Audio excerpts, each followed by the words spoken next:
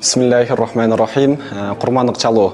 Алла Таала Куранда биз ар бир коом үчүн аларга берген малдардан Алланын гана ысмын атап курмандык чалууну буйрдук деп айтат. Курмандык чалуу бул ислам дининин жөрөлгөлөрүнүн бири болуп саналат. Убактысы айт намазынан кийин башталып, Зулхижжа айынын 13-күнү күн батканда бүтөт. Төмөнкү жаныбарлардан гана курмандык чалганга болот. Төө, уй, топоз жана кой эчки.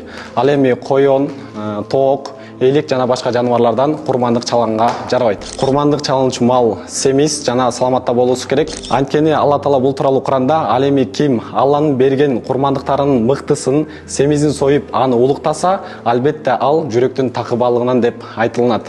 Курмандыктын жашы шарият белгиленген жашка толгон болуусу керек. Төө 5 жашка, уй 2 жашка, эчки 1 жашка, ал эми кой жарым жашка толгон болуусу керек. Мал семиз болсо дагы шарият белгиленген жашка толбосо, ал кабыл кылынбайт. 4 түрдүү мал курмандыкка жарабайт. Көзү кыйшайып жакшы көрө албаган мал, ооруганы ачык билинип турган мал, ошондой эле аксаңдап басканы билинип турган аксак мал, 4-сү өтө эле арык мал курмандык чалганга жарабайт. Ал эми кулак, мүйүз, куйруктагы айыптары макрух болуп саналат.